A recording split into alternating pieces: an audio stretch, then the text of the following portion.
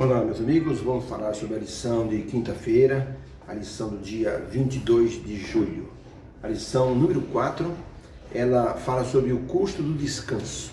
Temos visto a experiência de Davi, depois que ele cometeu um pecado com Batseba, que aparentemente para ele foi prazeroso, mas depois se mostrou um espinho na carne, porque ele viu que as consequências eram realmente danosas, principalmente a consequência espiritual. Ele se vê afastado de Deus, apesar do profeta Natan dizer a ele: não morrerás, teu pecado foi perdoado. Mesmo assim, Davi se sentiu muito mal, porque ele era um homem que era segundo o coração de Deus, tinha uma alma nobre, mas caiu de forma estrondorosa num pecado que ele não poderia ter cometido. Mas infelizmente as paixões ou a inclinação carnal é muito forte em algumas pessoas. Outras pessoas superam isso, tiram de letra, mas para algumas pessoas a questão carnal ela é assim preponderante. E Davi passou por essa experiência. O profeta disse que ele colheria consequências com tudo que ele fez. Ele falou então: pequei contra Deus. E o profeta disse: olha, o Senhor Deus disse que não morrerás, mas infelizmente a criança morrerá. E além disso, a espada não se apartará da sua casa, e haverá muitos conflitos dentro do seu lar, como realmente houve Absalão, como houve, por exemplo, com Aminon, como houve com Salomão mesmo, disputando o trono. E tudo isso levou Davi a ver como as consequências podem ser assim um avalanche que ninguém consegue assim deter de imediato. Por isso que a lição de hoje fala sobre as pessoas que são refletores de Deus, ou seja, o testemunho de quem foi perdoado. Jesus Cristo, ele conhece todos os nossos erros, tudo aquilo que nós cometemos, tá? Mas ele veio para que nós vivamos com a ficha limpa. Isso é a coisa mais linda que existe. Nós podemos ter a ficha limpa diante de Deus, né? Hoje os políticos querem ter ficha limpa, mas não conseguem, porque aquilo que produziram, aquilo que fizeram, as pessoas colocam na frente, sempre. E sempre estão mencionando, sempre estão falando. Deus, ele propõe para nós uma ficha limpa, onde ele se esquece daquilo que nós cometemos. Por isso que existe aquele brinquedo chamado lousa mágica. As crianças gostam muito desse brinquedo lousa mágica. É uma espécie de uma lousa retangular, e as crianças escrevem nela com uma caneta especial, e depois então, quando eles querem apagar tudo, só levantam a lâmina e a página fica nova, e as crianças começam a escrever, desenhar de novo, pintar de novo. É muito legal. Então nós podemos dizer que Deus quer fazer conosco isso, quer levantar a ficha suja e deixar tudo limpinho para que possamos começar de novo. Isso é uma atitude que só Deus consegue fazer. Nós podemos até tentar, mas não vamos conseguir, porque está envolvido aí a graça. A graça significa que nós não merecemos, mas Deus concede aquele benefício do perdão, o privilégio. Foi o que aconteceu com Davi. Davi merecia? Não merecia. Tudo que ele fez, o planejamento, mandou matar o homem, pegou a mulher. Assim que a mulher ficou viúva, ele já esperou um tempinho, o luto passar, já pegou a mulher depressa antes que algum outro se aventurasse. Então Davi, ele agiu assim de forma premeditada, tá? A pergunta número 9 é: depois de tudo que Davi passou, qual o maior desejo do seu coração? Então o Salmo 51 diz assim, verso 13 em diante: então eu ensinarei aos transgressores os teus caminhos, e aos pecadores a ti se converterão. Livra-me, Senhor, dos crimes de sangue, ó Deus, Deus da minha salvação, e a minha língua entoará, louvará altamente a tua justiça.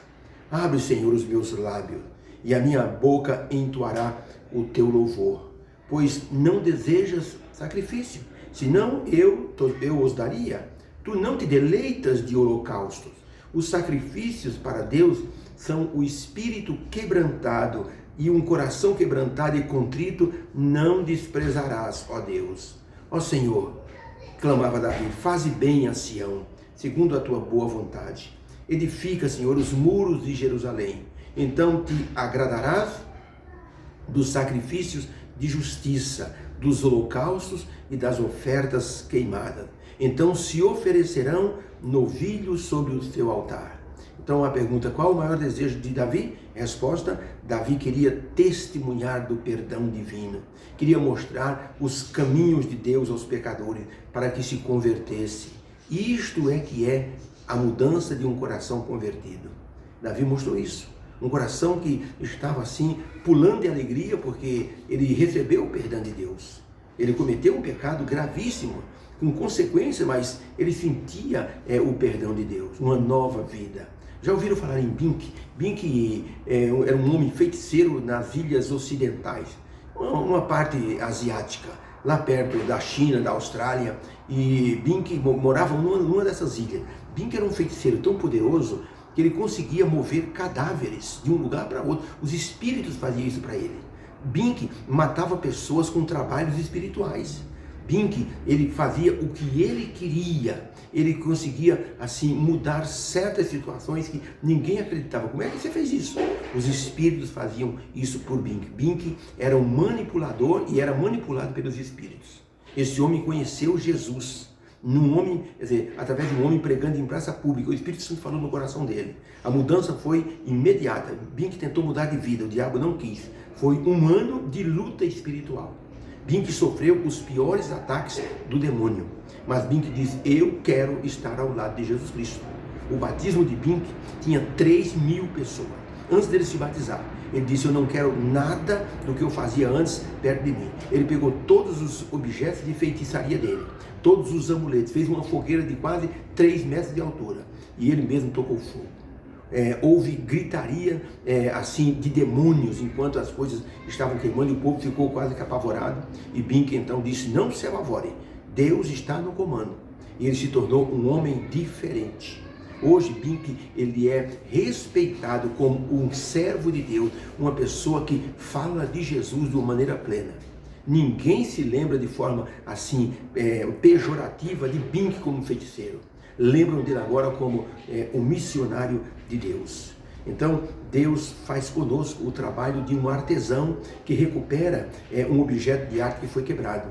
Na França tinha uma igreja e chegou um homem lá que era um artista e ele olhou e viu uma caixa e perguntou para o rapaz da igreja, que caixa é essa aqui? Ele disse, está vendo aquele vidro ali que está fechado com um plástico preto? Pois um louco jogou uma pedra muito grande e arrebentou o vitral. E eu recolhi os cacos, estão todos aqui. E o artesão disse, você pegou todos? Eu peguei todos, um por um, até os pequeninos, eu peguei e coloquei nessa caixa. Aquele artesão disse, você pode me colocar essa caixa no meu carro? Eu vou dar um jeito de recuperar isso aqui. Aquele artesão era muito conhecido e o rapaz então colocou aquela caixa de vidros no carro daquele homem. Ele foi para casa e ele fez um trabalho de quase 6 meses. Depois de 6 meses chamou o moço da igreja e disse, vem cá, eu quero te mostrar uma coisa. Quando o moço viu no estúdio daquele homem o vitral recuperado, era como se nunca tivesse sido quebrado. O homem fez um trabalho de uma forma tão espetacular. Ele usou filetes de ouro e de prata para fazer a colagem e fica assim imperceptível. E as únicas marquinhas que ficavam brilhava com o ouro que foi utilizado. Desta forma, podemos dizer que Deus também é o grande artesão, é o artista do universo. Ele pega uma vida quebrada, ele recupera.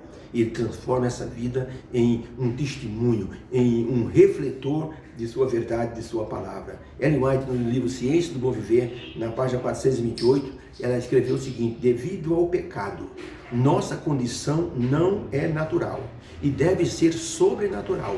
O poder que nos restaura, do contrário, não teria valor. Existe unicamente um poder, capaz de quebrar o domínio do mal no coração dos homens. E esse é o poder de Deus em Jesus Cristo.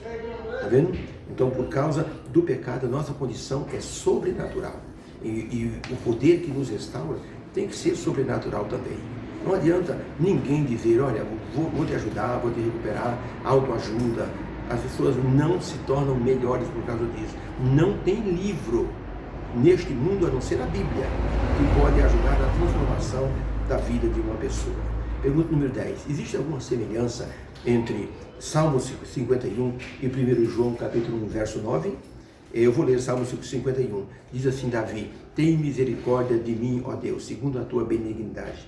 Apaga as minhas transgressões, segundo a multidão das tuas misericórdias.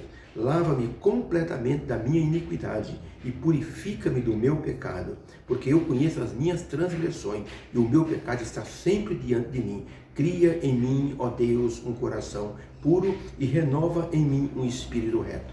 Agora, veja 1 João 1, verso 9. Se confessarmos os nossos pecados, Ele é fiel e justo para nos perdoar os pecados e nos purificar de toda injustiça. Tem alguma relação de um para com o outro? A resposta é: os dois textos falam de arrependimento, confissão e perdão de pecado. Isso dado por Deus. Ambos os textos falam da purificação e da justificação dados ao pecador por meio da graça divina. O pecador não merece, mas Deus concede o perdão por meio do Salvador. Um coração quebrantado e contrito é como um vaso quebrado que precisa ser restaurado. E Jesus sabe exatamente como restaurar esse vaso. Nossa vida é como um vaso, e quando ele é quebrado, não tem quem restaure a não ser o Senhor Jesus Cristo. Deus usa uma cola, chama-se a cola do perdão. Quando Deus nos restaura, nos dá força para superarmos as consequências que o pecado com certeza vai trazer. Em todo esse processo, precisamos apreciar o perdão recebido e abandonar de vez o pecado. Em minha igreja havia um rapaz que se envolveu com maus elementos e infelizmente ele foi atingido por uma bala. Esse moço ficou paraplégico e eu fui conversar com ele. Eu disse: irmão Gilberto, Deus me perdoou, mas infelizmente Deus não pode apagar as consequências do meu envolvimento com o pecado. Hoje eu estou paraplégico, mas mesmo assim eu agradeço a Deus pela vida e o testemunho que eu posso dar da mudança que Ele fez em minha vida.